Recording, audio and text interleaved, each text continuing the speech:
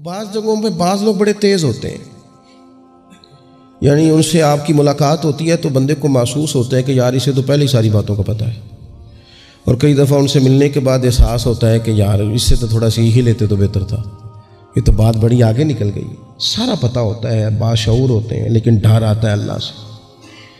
اتنا باشعور آدمی، سمجھدار، پنچایت، پریا، لوگ، دین، دنیا سارا پتہ ہے، نماز کا ٹائم آ گیا تو وہ چھپتا پھرتا ہے، اس کی طبیعت پر بوجھ بن رہا ہے معاذ اللہ اللہ کے حضور حاضر ہونا، اسے خیر کا کام کرنا پڑ رہا ہے تو وہ ادھر ادھر نکلتا جا رہا ہے۔ تو سوال یہ ہے کہ پھر یہ شعور کا کیا مطلب رکھا ہوا ہے ہم نے؟ پھر اللہ سے دعا کرنے کی ضرورت نہیں۔ وہ حضرت عارف رومی رحمۃ اللہ تعالی علیہ فرمایا کرتے تھے بعض لوگوں کو رب سارا کچھ دیتا ہے، سجدے کی توفیق نہیں دیتا۔ اس کا مطلب یہ ہے کہ وہ کہتا ہے یہ سارا کچھ لے اور نکل جا، میرے گھر نہ آنا، رکھ سارا کچھ پاس۔ رب سے عافیت مانگی جائے، اس سے اس کا فضل مانگا جائے، اس سے اس کا کرم مانگا جائے۔ اللہ کے پیارے رسول صلی اللہ تعالی علیہ وآلہ وسلم اس عافیت مانگنے پر زور دیتے، توجہ دیتے۔ میں آپ کو صحیح بتاتا ہوں، رب نے اگر کسی بندے کو عافیت میں رکھا ہو نا تو حالات کیسے بھی برے چل رہے ہوں اس کا بگاڑ کچھ نہیں سکتے۔ اور اللہ تعالیٰ معاف کرے 100 دفعہ خاکم بدہن، اگر کسی وقت اس کے کرم کی نگاہ پھر جائے تو پھر سارے اسباب سمیت بھی انسان اپنے پیروں پہ کھڑا نہیں رہ سکتا۔ اس سے جب تک طلب کرم نہیں ہوتا، طلب عافیت نہیں ہوتی، اس کی بارگاہ سے جب تک بندہ مومن پورا رجوع نہیں کرتا، یہ عافیت اتنی اعلیٰ چیز ہے کہ نبی پاک علیہ السلام نے فرمایا اذان اور اقامت کے درمیان جو وقت ہوتا ہے اس میں دعائیں رد نہیں ہوتی۔ دعا مانگا کرو گے تمہاری اللہ اپنے فضل سے قبول کر لے گا۔ عرض کی یا رسول اللہ کیا مانگے؟ تو فرمایا عافیت مانگو رب سے۔ حضرت انس بن مالک حدیث کے راوی ہیں رضی اللہ تعالیٰ عنہ، یہاں بھی فرمایا یہ عین قبولیت کا ٹائم ہے، اب اللہ سے عافیت مانگ لو، اس کی پناہ۔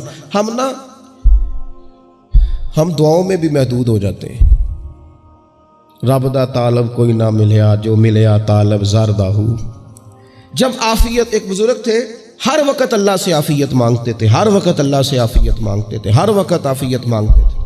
لوگوں نے پوچھا، لوگ ان کو صالح جانتے تھے، نیک سمجھتے تھے کہ حضور آپ اور کوئی دعا مانگتے نہیں، عافیت ہی مانگتے ہیں۔ فرمانے لگے میں مانگا کرتا تھا شروع میں، بعد میں خیال آیا اور بھی دعائیں مانگا کرتا تھا، یہ احساس بعد میں نصیب ہوا۔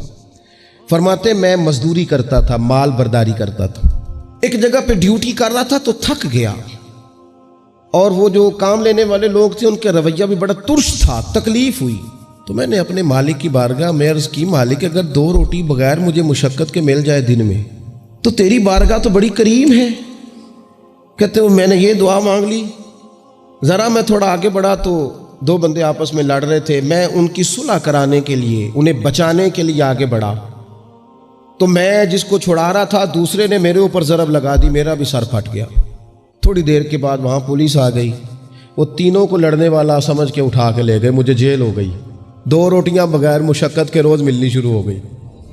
دعا مانگی تھی نا کہ یا اللہ 2 روٹیاں مل جائے نا بغیر مشقت کے، کہتے وہ 2 روٹیاں روز ملتی، کوئی کام نہیں کرنا پڑتا تھا، پر جیل ہو گئی۔ فرماتے میں بڑا پریشان تھا، روز روٹیاں پابندی سے آتی اور بہترین آتی، کھانا ملتا۔ پھر کچھ عرصے کے بعد میں نے سوچا کہ یار یہ دعا تو قبول ہو گئی نا تیری، اب تو اگر اس پر کوئی الگ بات کرے گا تو وہ تو غلط کرے گا۔ کہتے پھر خود ہی میرے دل میں اللہ نے بات ڈالی اور میں نے عرض کی مالک 2 روٹیاں نہیں، مجھے تو عافیت چاہیے، مجھے تو عافیت دے، میرے اوپر تو کرم فرما، تو نظر رحمت کر، جے ایک قطرہ بخشے مینوں، ایک قطرہ بخشے مینوں تے کام بن جاندا ہی میرا، مہربانی کر عافیت عطا کر۔ فرماتے پھر خدا نے کرم کیا، کہاں سے اسباب بنے میرے جیل سے چھوٹنے کے، کون کون میرے ضمانتی بنے اللہ ہی جانتا ہے۔ فرماتے ہیں دروازے بھی کھل گئے، رزق بھی ملتا ہے، صحت بھی میسر ہے، سجدہ بھی کر لیتا ہوں، سویرے تلاوت بھی کرتا ہوں، شام کو مدینے والے کی بارگاہ میں رج کے درود و سلام بھی عرض کرتا ہوں۔ میں ممکن ہوتا ہے تو کسی غریب کی داد رسی بھی کرتا ہوں. اب سمجھ آئی ہے. ربنا آتنا فی الدنیا حسنۃ وفی الآخرۃ حسنۃ وقنا عذاب النار. اب سمجھ آئی ہے رب سے جب بھی مانگنا ہے عافیت ہی مانگنی ہے, اس سے کرم مانگ. ہم نے محدود دعائیں رکھی ہوئی ہیں, محدود. وہ جی فلانا کام میرا ہو جائے تو بھئی وہ ایک ہو گیا, اس کے بعد پھر نئی ٹینشن بن جائے گی. نہیں, میں جی بچوں کی شادی کر لوں جی پھر میں فارغ ہوں.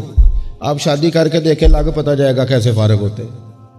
آپ یہاں رکتے کیوں ہیں؟ آپ خدا سے عافیت کیوں نہیں طلب کرتے؟ اس کی بارگاہ سے وہ کیوں نہیں مانگتے کہ جو ایک قطرہ ملے تو دنیا اور آخرت کے سارے کام ہو جائے؟ اس سے اس کی رحمت کا سوال کرے, اس سے اس کے کرم کا سوال کرے. اللہ کی بارگاہ میں بھی حاضر ہونا اور جچی تلی اور جناب ناپ تول کر اور محدود چیزوں کا سوال کرنا, مالک سے مانگے. اور وہ جب دیتا ہے تو دیتا بھی بے حساب ہی ہے. وہ جب عطا کرتا ہے تو کرم کے دروازے کھول کے عطا کرتا ہے, ورنہ تو ایک الجھن سے انسان نکلتا ہے دوسری میں الجھ جاتا ہے. ایک گتھی کو سلجھاتا ہے. پھر اقبال رو پڑے تھے, کہنے لگے میں عقل کی گتھیاں سلجھا چکا ہوں, یا رب مجھے صاحب جنوں کر دے. اللہ یہ بڑا میں نے ہیر پھیر دیکھ لیا, مجھے دیوانہ بنا. اب مجھے جنون ہو, اب میں کسی کے لیے رویا کروں, اب میں کسی کی یاد میں تڑپا کروں, اب میں رات کسی کے لیے میری آنکھیں بیدار رہیں. یہ بڑی ہو گئی دنیا داری. عقل کی گتھی حالانکہ نہیں سلجھتی, پر اقبال کہتے ہیں عقل کی گتھیاں سلجھا چکا ہوں, یا رب مجھے صاحب جنوں کر دے. اور پھر کہنے لگے بجھی عشق کی آگ اندھیر ہے. اب یہ مسلمان نہیں, یہ خاک کا ڈھیر ہے, تو مٹی بن کے رہ گیا. کیا کہاں اپنی ساری توجہات کا قبلہ کس چیز کو میرے عزیزو؟ اللہ سے عافیت. نبی پاک علیہ الصلوۃ والسلام نے ایک شخص سے پوچھا کیا دعا مانگ رہے ہو؟ تو اس نے کہا یا رسول اللہ میں اللہ کی بارگاہ میں صبر کا سوال کر رہا ہوں.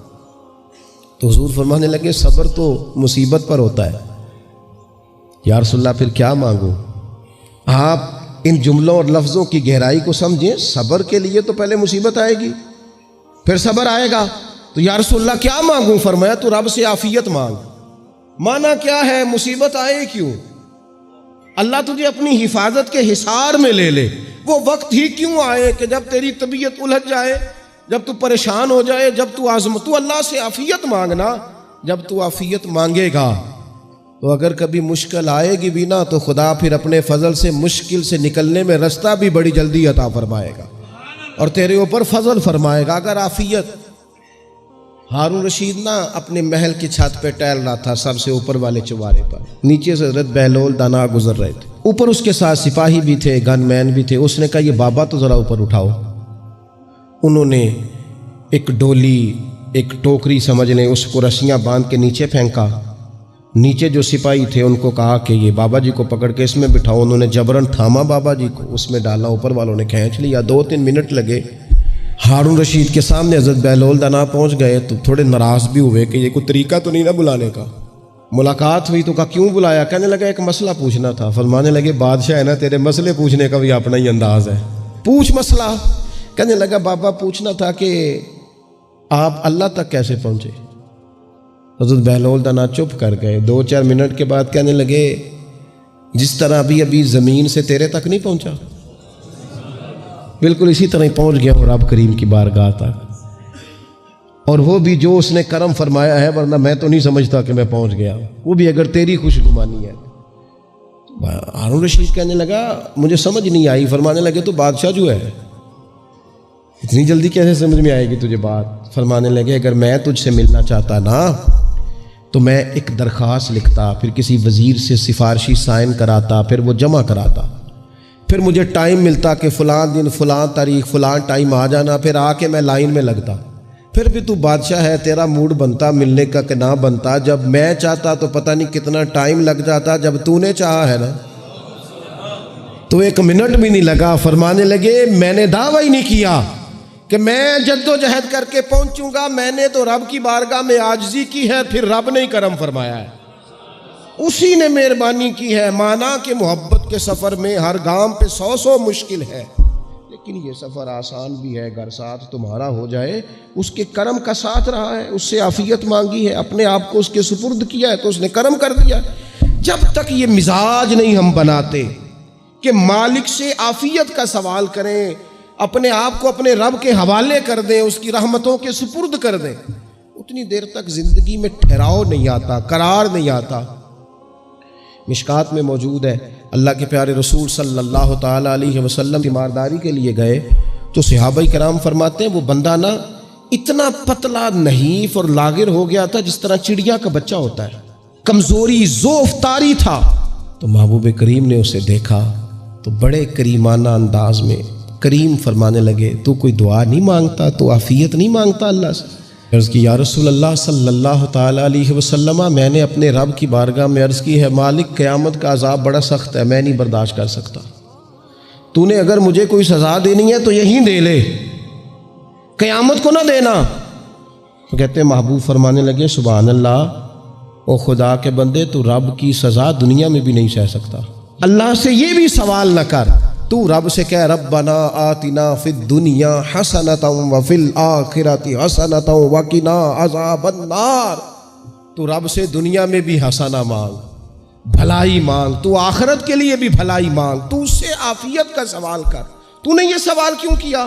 عرض کی یا رسول اللہ کرم ہو گیا ہے، مجھے سمجھ آ گئی، اب میں اسی طرح ہی کروں گا۔ عزیز دوستو، ہم کہاں سہ سکتے ہیں؟